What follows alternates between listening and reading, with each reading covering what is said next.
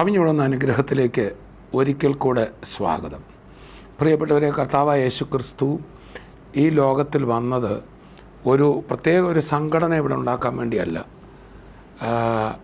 മനുഷ്യർ തമ്മിലുള്ള ബന്ധവും മനുഷ്യർക്ക് ദൈവത്തോടുള്ള ബന്ധത്തിൻ്റെയും ഒരേറ്റവും ശ്രേഷ്ഠമായ ഒരു നിലവാരം ഈ ഭൂമിയിൽ കൊണ്ടുവരാൻ, ഒരു പുതു ലോകം, ഒരു പുതു സമൂഹം, ഒരു കുടുംബം പോലെ മനുഷ്യരാശിയെ മുഴുവൻ ആക്കുന്ന ദൈവം പിതാവായിരിക്കുന്ന, നമ്മളെല്ലാം തമ്മിൽ സഹോദരന്മാർ എന്ന് വിളിക്കുന്ന ഒരു സ്ഥിതിവിശേഷം. അതുകൊണ്ടാണ് ക്രിസ്തുവിൽ ആയ ശേഷം പുതിയ നിയമ ക്രിസ്തുവിൻ്റെ മരണ പുനരുത്ഥാനത്തിന് ശേഷം അവർ തമ്മിൽ വിളിച്ചത് സഹോദരന്മാരെന്ന, ബ്രദേഴ്സ്. എന്നാൽ പഴയ നിയമകാലത്ത് അങ്ങനെയൊന്നും നമ്മൾ കാണുന്നില്ല. സഹോദര എന്നല്ല വിളി. പലപ്പോഴും നമ്മുടെ വിശ്വാസികൾ തന്നെ നമ്മൾ വിചാരിക്കും ഒരു സഭയിലുള്ള ഞങ്ങൾ സഹോദരന്മാർ. അതെ, ഒരു സഭ അങ്ങനെ പറയുന്നൊരു സ്ഥിതിയാണോ കർത്താവിൻ്റെ ഹൃദയത്തിലുള്ളത്? ഇന്ന് ലോകത്ത് കാണുന്ന മുഴുവൻ പേരും ക്രിസ്തുവിനെ ജീവിതത്തിൽ തിരിച്ചറിഞ്ഞ് എല്ലാവരും രക്ഷിക്കപ്പെടണമെന്ന് ദൈവം ആഗ്രഹിക്കുന്നു എന്ന് പറഞ്ഞാൽ എല്ലാവരും ക്രിസ്തുവിൽ സഹോദരങ്ങളായിത്തീരുന്ന ഒരു സ്ഥിതിവിശേഷം. ഭൂമിയിൽ തന്നെ ദൈവരാജ്യം അതിൻ്റെ പൂർണ്ണതയിലാകുന്ന ഒരു സ്ഥിതിയാണ് കർത്താവിൻ്റെ ഹൃദയത്തിലെ ആഗ്രഹം. ഇന്ന് നമ്മൾ ലോകത്ത് കാണുന്ന ഏതൊരു വ്യക്തിയെയും നമ്മൾ ആ ഒരു വലിയ പ്രതീക്ഷയോടെ വേണം കാണാൻ. നമ്മളിന്ന് സുവിശേഷം അറിയിക്കുന്നത് ഇവിടെ കുറേ പേരെ കൂടെ ഒരു സംഘടനയ്ക്കകത്താക്കാനില്ല, മറിച്ച് ക്രിസ്തുവിൽ ഒരു പൊതുജീവിതത്തിലേക്ക് ഓരോരുത്തരും വരികയും ദൈവത്തെ പിതാവായി കാണുകയും ദൈവം പിതാവായിരിക്കുന്ന നമ്മളെല്ലാവരും, അതിനകത്ത് ജാതിയോ മതമോ സഭ വ്യത്യാസമൊന്നുമില്ല, എല്ലാവരും തമ്മിൽ സഹോദരങ്ങളായിത്തീരുന്ന, ലോകം മുഴുവൻ ഒരു തറവാടെന്ന് പറയുന്ന നിലയിലേക്ക്, അതാണ് ക്രിസ്തു തൻ്റെ ഹൃദയത്തിൽ കാണുന്നത്. അതാണ് സുവിശേഷീകരണം. അങ്ങനെ ലോകത്തെ മുഴുവൻ ക്രിസ്തുവിൽ ഒന്നായി ചേർക്കുന്ന ഒരു വലിയ പദ്ധതിയാണ് യേശു ക്രിസ്തുവിലുള്ളത്. ഇന്ന് നമ്മൾ ദൈവവചനം കേൾക്കാൻ പോകുമ്പോഴും അതായിരിക്കട്ടെ നമ്മുടെ ഹൃദയത്തിലിരിക്കുന്നത്. യേശു ക്രിസ്തുവിനെ വളരെ ചെറിയ ഒന്നായിട്ട് കാണരുത്, മുഴുവൻ ലോകത്തെ രക്ഷിക്കാൻ കഴിയുന്ന. പക്ഷേ ഇത് വ്യക്തിപരമായിട്ട് ഏറ്റെടുത്തെങ്കിലേ അവരവരിലേക്ക് വരത്തുള്ളൂ.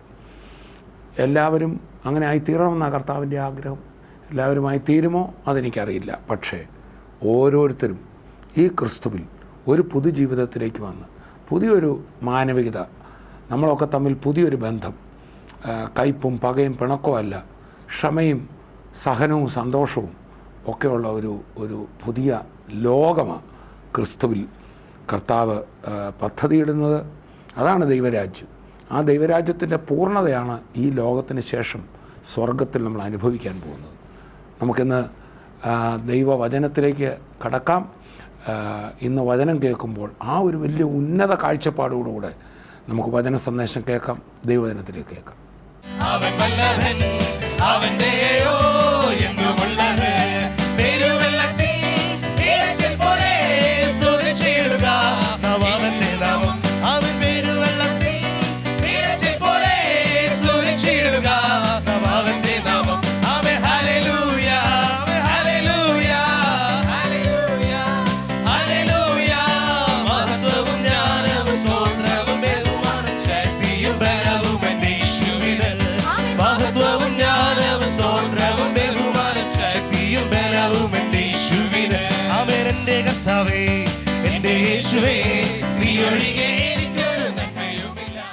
ജീവന്റെ നീരുറവ ഞങ്ങൾ കണ്ടു. ദൈവമക്കളെ, ഓടി വരുവീൻ. ഇതൊരു മതമല്ല, ഇതൊരു വ്യക്തിയാണ്. അവന്റെ പേരത്ര യേശു.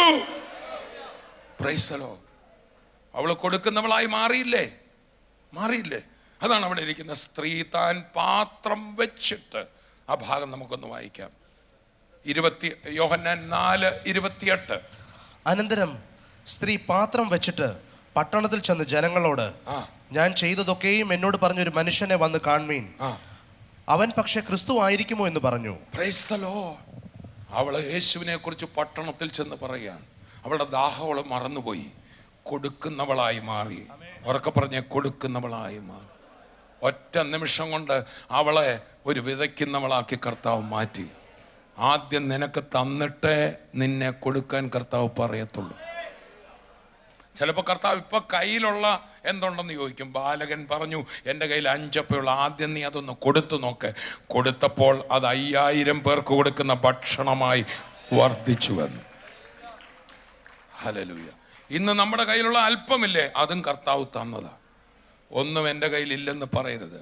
നിനക്കിപ്പോഴും കാലിന് ബലം തന്നിട്ടുണ്ട്, നിനക്കിപ്പോഴും പോകാൻ ശക്തി തന്നിട്ടുണ്ട്. കർത്താവ് നിൻ്റെ കൂടെ ഇരിക്കും. ഈ ദിവസങ്ങളിൽ കർത്താവിൻ്റെ അത്ഭുതകരം നീ കാണാൻ പോകുകയാണ്. കൊടുക്കുന്ന വ്യക്തിയാക്കി കർത്താവ് നമ്മളെ മാറ്റുകയാണ്. കൊടുക്കുന്ന വ്യക്തിയെ നിന്നെ കർത്താവ് വീണ്ടും നിറയ്ക്കാൻ പോകുകയാണ്. നന്മകൾ കൊണ്ട് നിന്നെ നിറയ്ക്കാൻ പോകുകയാണ്. നിന്റെ കരങ്ങളെ കർത്താവ് നിറയ്ക്കാൻ പോവുകയാണ്. പരിശുദ്ധാത്മാവിൻ്റെ ശക്തിയാൽ നിന്നെ നിറയ്ക്കാൻ പോവുകയാണ്. നീ കൈവെക്കുന്നവർ സൗഖ്യമാവും. നിന്റെ കാൽ ചവിട്ടുമ്പോൾ തകർന്ന വീടുകൾ വിടുതലാവും. നീ ഒരു സാന്ത്വന വാക്ക് പറയുമ്പോൾ ആത്മഹത്യയ്ക്ക് ഒരുങ്ങിയിരുന്ന വ്യക്തി ജീവനിലേക്ക് മടങ്ങി വരും. ഓ, മാത്രമല്ല, ഇന്ന് നിന്റെ കയ്യിൽ സാമ്പത്തികമായിട്ടൊന്നുമില്ലായിരിക്കാം.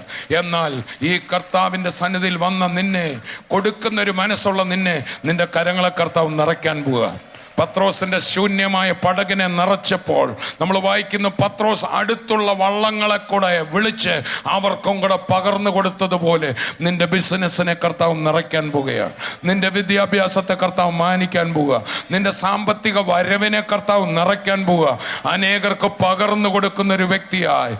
ആ ശിഷ്യന്മാരെ മരുഭൂമിയിൽ ഒന്നുമില്ലാതിരുന്നപ്പോൾ വർദ്ധിക്കപ്പെട്ട അപ്പം വിളമ്പിക്കഴിഞ്ഞപ്പോൾ ഒടുവിൽ അവരുടെ കയ്യിലും 5 കൊട്ട 12 കൊട്ട നിറഞ്ഞു വെച്ചതുപോലെ ദൈവവേദിലെ കൊടുക്കുന്ന നിന്റെ കൊട്ടകൾ കർത്താവ് നിറയ്ക്കാൻ പോകുകയാണ്. നിന്റെ ഭവനത്തെ കർത്താവ് നിറയ്ക്കാൻ പോകുകയാണ്. ആത്മീയമായും ഭൗതികമായും ശാരീരികമായും മാനസികമായും ആരോഗ്യത്തിലും കർത്താവ് നിന്നെ നിറയ്ക്കാൻ പോകുകയാണ്. ഇന്ന് നീ രോഗിയായിരിക്കാം, എന്നാൽ നീ ആരോഗ്യം കൊണ്ട് നിന്നെ കർത്താവ് നിറയ്ക്കാൻ പോകുകയാണ്. ഇന്ന് നിന്റെ പേഴ്സ് ശൂന്യമായിരിക്കാം, എന്നാൽ നന്മ കൊണ്ട് കർത്താവ് നിന്നെ നിറയ്ക്കാൻ പോകുകയാണ്. നിന്റെ വീട്ടിൽ വരുന്നയാൾക്ക് ഇന്നൊരു കട്ടൻ കാപ്പി കൊടുക്കാൻ നിർവാഹമില്ലായിരിക്കാം, എന്നാൽ നിന്റെ വീട് അതിഥി സൽക്കാരത്തിന്റെ ഒരു ഭവനമായി കർത്താവ് മാറ്റാൻ പോകുകയാണ്. നിന്റെ വീടിന്റെ അവസ്ഥ കർത്താവ് മാറ്റാൻ പോകുകയാണ്. അവൻ നിറയ്ക്കുന്ന കർത്താവത്രേ, അവൻ നിറയ്ക്കുന്ന കർത്താവത്രേ. കരമടിച്ചുകൊണ്ട് വായി തുറന്നുകൊണ്ട് എല്ലാവരും കർത്താവിനെ സ്തുതിക്കാം. ഇന്നിവിടെ സൗഖ്യങ്ങൾ നടക്കാൻ പോകുകയാണ്. പകരും, അവൻ നിന്നിൽ പകരും. അനേകർക്ക് പകർന്നു കൊടുക്കുന്നവനാക്കി നിന്നെ മാറ്റും. പകരും, അനേകർക്ക് പകർന്നു കൊടുക്കുന്നവനാക്കി മാറ്റും. നിന്റെ പാത്രം അവൻ നിറയ്ക്കും. നിന്റെ പാത്രം വഴി അനേക പാത്രങ്ങളിലേക്ക് പകരും. എത്ര പേരിന്നതിന് തയ്യാറാണ്? എത്ര പേർ ആഗ്രഹിക്കുന്നു? നിന്നെ കർത്താവ് നിറയ്ക്കാൻ പോകുകയാണ്. അനേകർക്ക് കൊടുക്കുന്ന വ്യക്തിയായി നിന്നെ മാറ്റാൻ പോകുക. എല്ലാ കരങ്ങളും അടിച്ചു വായി തുറന്ന് ഉള്ളം തുറന്ന് കർത്താവിനെ സ്തുതിച്ചാട്ടെ. ആരും മൗനമായിരിക്കരുത്. പരിശുദ്ധാത്മാവിനെ പകരാൻ പോവുക. എത്ര പേർക്ക് വേണം പരിശുദ്ധാത്മാവിന്റെ ശക്തി? എത്ര പേർക്ക് വേണം ദൈവശക്തി? എത്ര പേർക്ക് വേണം ദൈവിക അരൂപി? എത്ര പേർക്ക് വേണം ദൈവ ചൈതന്യം? എത്ര പേർക്ക് വേണം ദൈവാത്മാവിന്റെ നിറവ്? അത് മഹാസന്തോഷമാ. ധാന്യവും വീഞ്ഞും വർദ്ധിക്കുമ്പോൾ ലഭിക്കുന്നതിനേക്കാൾ സന്തോഷമാ ദൈവാത്മാവിൽ നിറയുമ്പോൾ. നിന്റെ ബാങ്കിൽ നിറയെ പൈസ വന്നാലും സന്തോഷം കിട്ടത്തില്ല. എന്നാൽ പരിശുദ്ധാത്മാവ് നിന്റെ മേൽ വരുമ്പോൾ മഹാസന്തോഷം ലഭിക്കും. എത്ര പേർക്കത് വേണം? വിളിച്ച യേശുവേ, എന്നെ നിറയ്ക്കണമേ. നിനക്കൊന്നൊരു പുതിയ ഭാഷ കർത്താവ് തരാൻ പോവുക. നിന്റെ കാലിൽ കർത്താവ് പുതിയൊരു ഓട്ടം തരാൻ പോകുകയാണ്. നിന്റെ കണ്ണിൽ പുതിയൊരു കാഴ്ച തരാൻ പോകുകയാണ്. ദർശനങ്ങളെ തരാൻ പോകുകയാണ്. ഭാരങ്ങൾ എടുത്ത് മാറ്റാൻ പോകുകയാണ്. വായിൽ പുതിയ ഭാഷ കർത്താവ് തരും. പുതിയ പാട്ട് നിന്റെ നാവിൽ കർത്താവ് തരും. കരമടിച്ച് വായി തുറന്ന് കർത്താവിനെ സ്തുതിച്ചു. യേശു തൊടുന്നു. യേശുവേന്ന് വിളിച്ച് ആരാധിച്ചു. എല്ലാവരും ആരാധിച്ചു. പരിശുദ്ധാത്മാവിന്റെ അഭിഷേകം. ശ്രദ്ധിക്കുക. പരിശുദ്ധാത്മാവിൽ നിറയുക എന്നതിനെ കുറിച്ച് എത്ര പേര് കേട്ടിട്ടുണ്ട്? അവരുടെ കൈ ഒന്ന് ഉയർത്തിപ്പിടിച്ച് കൈ താത്തിടും. കേട്ടിട്ടില്ല, എനിക്കത് പ്രാപിച്ചാൽ കൊള്ളാമെന്ന് ആഗ്രഹമുള്ളവരൊന്ന് കൈ ഉയർത്തിപ്പിടിച്ച്. ഇതുവരെ കേട്ടില്ല എന്ന് പറഞ്ഞാൽ ദൈവശക്തി, ദൈവ ആത്മാവല്ലേ കാണാമല്ലോ. ആ ദൈവം തൻ്റെ ചൈതന്യം, അഭിഷേകം എന്ന് അതിന് പറയുന്നു, നമ്മുടെ ഉള്ളിലേക്ക് അയക്കും. അത് കാണാൻ മേല നമ്മുടെ ഹൃദയം പടയ്ക്കാൻ തുടങ്ങും. 1 കോടി രൂപ കിട്ടിയാൽ നമുക്കൊരു സന്തോഷം കിട്ടും. പക്ഷെ കുറച്ച് ദിവസം കഴിയുമ്പോൾ എൻ്റെ സന്തോഷം അങ്ങ് പോവല്ലേ അല്ലേ? മദ്യപിക്കുന്നവരോട് ചോദിച്ചേ, ഞാൻ മദ്യപിച്ചിട്ടുണ്ട്, വലിയൊരു രസമാണ്. പക്ഷെ കുറച്ച് നാൾ കഴിയുമ്പോൾ അത് തന്നെ ഒരു ഭാരമായിട്ട് മാറും. പക്ഷെ ലോകത്തിൻ്റെ വെള്ളം കുടിക്കുന്നവനൊക്കെ സങ്കടം വരും, ഒരിക്കലും തൃപ്തി വരില്ല. എന്നാൽ ദൈവം തൻ്റെ ആത്മാഭിഷേകം അതിനെ പൊതുവീഞ്ഞെന്നാണ് പറയുന്നതിനെ ഉപമിച്ചിരിക്കുന്നത്. അത് നമ്മുടെ ഉള്ളിലേക്ക് വരുമ്പോൾ നമ്മുടെ ശരീരം പിടയ്ക്കാൻ തുടങ്ങും. നമ്മുടെ ഉള്ളിൽ നിന്ന് എന്തോ കവിഞ്ഞൊഴുകുന്ന അനുഭവം ഉണ്ടാവും. നമ്മുടെ നാവ് ചലിച്ച് പുതിയ ഭാഷകൾ വരും. 1985 വടക്കേ ഇന്ത്യയിൽ കാൺപൂരിൽ വെച്ച ഞാൻ ഈ കർത്താവിനെ അടുത്തറിഞ്ഞത്. അവിടെ ഇതുപോലൊരു മീറ്റിങ്ങിൻ്റെ മധ്യ സ്തുതിച്ചുകൊണ്ടിരിക്കുമ്പോൾ ഈ ശക്തി എൻ്റെ മേൽ ഇറങ്ങി വന്നു. എനിക്ക് ആദ്യം സംഭവിച്ചത് ഞാൻ പറയാം, എൻ്റെ നാവ് ചലിക്കാൻ തുടങ്ങി. എനിക്കത് വർണ്ണിക്കാൻ പറ്റത്തില്ല, വർണ്ണിക്കാനൊക്കില്ല സന്തോഷം എന്താന്ന്. നമുക്ക് ലോകത്തിലെ ഏറ്റവും വലിയ നന്മകളോ വീടോ കോടിയോ കിട്ടിയാൽ ആ സന്തോഷം കിട്ടത്തില്ല. അതാണ് ലോകത്തിന് തരാനോ എടുക്കാനോ കഴിയാത്ത സന്തോഷം. നമ്മുടെ ഉള്ളിലേക്കൊരു ഒരു വെള്ളച്ചാട്ടം വന്ന് ഉള്ളിൽ പതിച്ചാൽ എങ്ങനെയുണ്ട്? അതിന്ന് ആഗ്രഹിക്കുന്ന എത്ര പേരുണ്ട്? അതാണ് ദൈവിക തൃത്വത്തിലെ മൂന്നാമനായ പരിശുദ്ധാത്മാവ് നിന്റെ ഉള്ളിൽ വന്ന് നിറഞ്ഞ് കവിയും. ഇപ്പൊ പിടികിട്ടിയോ? കിട്ടിയവരെത്ര പേരുണ്ട്? നിൽക്കുന്ന സ്ഥലം മറന്ന് ഒരു ശക്തി നിന്റെ മേൽ വരും. ചിലരെ അഭിഷേകം വരുമ്പോൾ താഴെ വീണെന്നിരിക്കും, പക്ഷെ സുബോധം പോകത്തില്ല. എന്നാൽ പിശാചിൻ്റെ ആത്മാവ് നമ്മളിൽ കയറിയാൽ നമുക്ക് ഏത് നഷ്ടപ്പെടും? സുബോധം. നമ്മൾ ചിലപ്പം നമുക്ക് അടിച്ചാലും ഇടിച്ചാലും അറിയത്തില്ല, പക്ഷെ പരിശുദ്ധാത്മാവിൽ നിറയുമ്പോൾ നിന്നെ തൊട്ടാൽ നിനക്ക് പിടികിട്ടും. ഇത് സുബോധത്തിൻ്റെ ആത്മാവ്. സാത്താൻ കയറിയാലും ചിലതൊക്കെ സംഭവിക്കും. സാത്താൻ കയറിയ അരിശം വരും. സാത്താൻ കയറിയാൽ അല്ലേ നമ്മൾ തന്നെ പറയത്തില്ല, നിനക്കെന്നാടാ ബാധ കയറിയോന്ന് ചോദിക്കത്തില്ലേ? അപ്പം അങ്ങനെയുള്ള ആത്മാവില്ലേ? എന്നാൽ ആ ബാധ കയറിയ ഒരു വ്യക്തി ക്രൂരനും നിരാശയും ഭയമുള്ളവനായി മാറിയാൽ ദൈവം നിന്റെ മേൽ വന്ന് ആവസിക്കാൻ പോകുകയാണ്. പരിശുദ്ധാത്മാവ്, ഈശ്വര ചൈതന്യം നിന്റെ മേൽ ഇറങ്ങി വരുമ്പോൾ സന്തോഷം കൊണ്ട് നീ നിറയും. ദുസ്വഭാവങ്ങൾ മാറി സൽസ്വഭാവം വരും. മദ്യപിക്കുന്ന നിന്റെ മദ്യപാന സ്വഭാവം വിട്ടുമാറും. നിന്റെ ഭാര്യയോട് പിണങ്ങിയിരുന്ന നീ ഇന്ന് ചെന്ന് അവളെ സ്നേഹിക്കാനുള്ള മനസ്സ് നിനക്ക് വരും. എല്ലാവർക്കും നീ ഒരു തലവേദനയായിരുന്നെങ്കിൽ ഇന്ന് മടങ്ങിച്ചെല്ലുമ്പോൾ നീ ഒരു നന്മയായിരിക്കും. നിന്റെ ഭർത്താവിന് നീ ഒരു തലവേദനയായിരുന്നെങ്കിൽ, നിന്റെ വായെടുത്താൽ അഴുക്ക് വാക്കേ വരത്തുള്ളായിരുന്നെങ്കിൽ, ഈ അഭിഷേകം വന്നു കഴിയുമ്പോൾ നീ നന്മയുടെ വാക്ക് പറയുന്ന വ്യക്തിയായിട്ട് മാറും. എത്ര പേർക്ക് ആഗ്രഹമുണ്ട്? അടുത്തിരിക്കുന്ന ആൾ പറഞ്ഞിട്ട് ദുർബാധയൊന്നും കയറരുത് പറഞ്ഞേ. ദൈവം നിന്റെ മേലൊരു ബാധ പോലെ കയറാൻ പോവുക. എത്ര പേർക്ക് ഇഷ്ടമുണ്ട്? മനസ്സിലാകുന്ന ഭാഷ പറയുമ്പോൾ ദൈവം നിന്റെ മേൽ ഒരു ബാധയാകാൻ പോവുക. കൈ കൊടുത്ത് പറഞ്ഞേ. ദൈവം ബാധിച്ചാൽ വല്ല കുഴപ്പമുണ്ടോ? നന്മ മാത്രമേ വരത്തുള്ളൂ. നല്ലതേ പിന്നെ വായിന്ന് വരത്തുള്ളൂ. Price the Lord. അതുകൊണ്ട് എല്ലാവരോടും പരിശുദ്ധാത്മാവിന് പറയാനുള്ളത് ഇതാണ്: നീ സ്വയം നന്നാകാൻ ശ്രമിക്കാതെ എന്നോടൊന്ന് ചേർക്കപ്പെട്ട് ഞാൻ നിന്നെ ആള് മാറ്റും. അതിനായി രക്ഷിക്കപ്പെടുക എന്നൊക്കെ പറയുന്നു. അടുത്തിരിക്കുന്ന ആൾ പറഞ്ഞ ക്രിസ്തു മതത്തിൽ ചേർന്നുകൊണ്ട് ഒരു ഗുണവുമില്ല. ക്രിസ്തു നമ്മുടെ ഉള്ളിൽ വന്നാൽ നമ്മൾ ആള് മാറും. ഒരുവൻ ക്രിസ്തുവിലായാൽ അവൻ പുതിയ സൃഷ്ടിയാണ്. നിന്റെ വായിലെ വാക്കുകൾ മാറും. നീ കാര്യങ്ങളെ കാണുന്ന ആറ്റിറ്റ്യൂഡ് മാറും. നിന്റെ വ്യൂ പോയിന്റ് മാറും. നിന്നെ ഇങ്ങോട്ട് ഉപദ്രവിക്കുന്നവരോട് പോലുള്ള നിന്റെ മനോഭാവം മാറും. ഹല്ലേലൂയ. ശത്രു എന്നൊരാൾ നിനക്കുണ്ടായിരിക്കത്തില്ല. ക്രൂശിൽ കിടന്നുകൊണ്ട് കർത്താവ് തന്നെ ആണി അടിക്കുന്നവരെ നോക്കിക്കൊണ്ട് പറയും, കർത്താവേ, ഇവർക്കറിയാൻ മേൽ എന്തുവാ ചെയ്യുന്നതെന്ന്, അവരോട് ക്ഷമിക്കണേ, അവൻ്റെ തലയിൽ ഇടി വെട്ടണേ എന്ന് പ്രാർത്ഥിക്കുന്ന ഒരു ലോകത്ത് കർത്താവ് പറയാം, അവനോട് ക്ഷമിക്കണമേ. ആ ഒറ്റ പ്രാർത്ഥന മതി അവൻ ദൈവം തന്നെയാണെന്ന് തെളിയാൻ.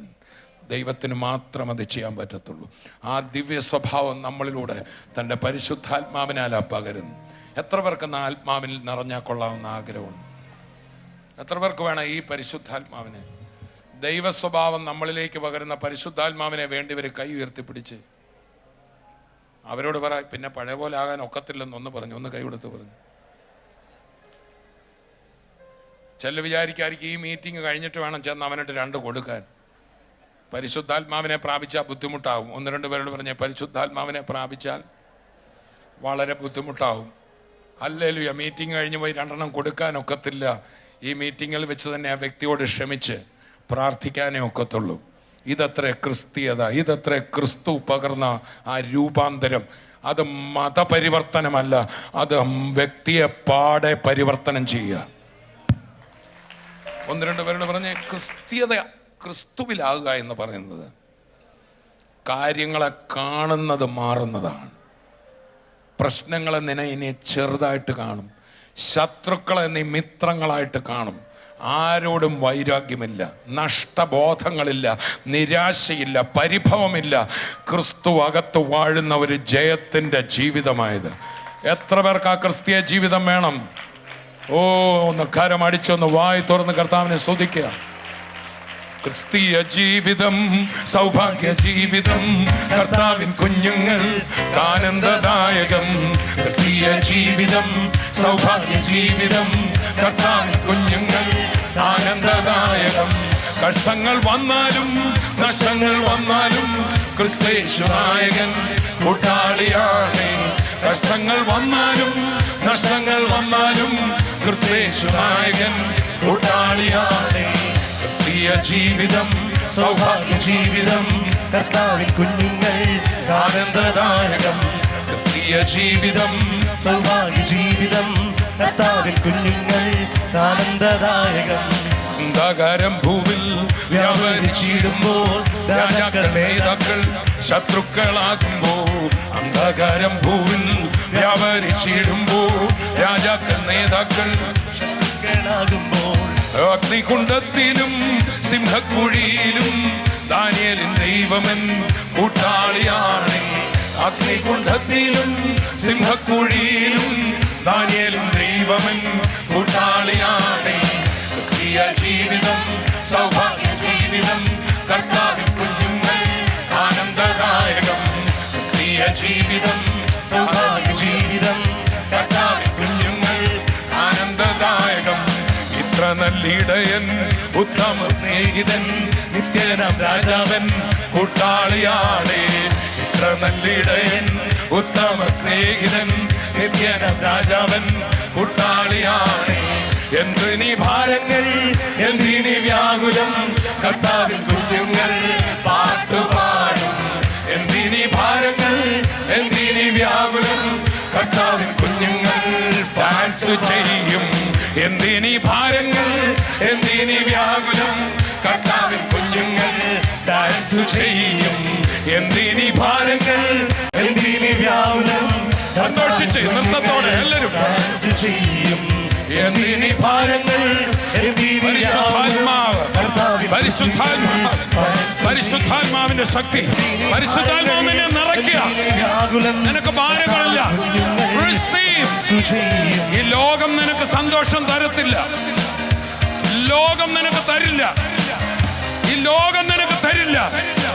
അഗ്നികുണ്ഡത്തിൽ നീ ഡാൻസ് ചെയ്യും, സിംഹക്കുഴിയിൽ നീ ഡാൻസ് ചെയ്യും, തകരുന്ന കപ്പലിൽ നീ ഡാൻസ് ചെയ്യും.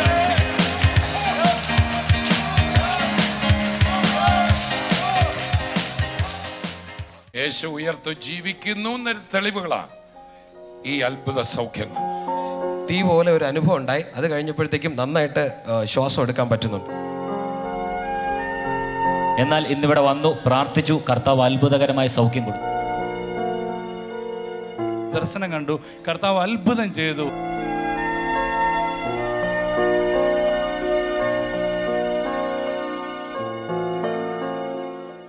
ഈ സൗകര്യക്ക് വരുമ്പോഴത്തേക്കും കഴുത്തിൻ്റെ ഇവിടെ എന്തോ ഒരു കെട്ടി നിൽക്കുന്ന ഒരു ഫീലിംഗ് ആയിരുന്നു. എന്നിട്ട് ശ്വാസം വലിക്കാൻ പറ്റത്തില്ല.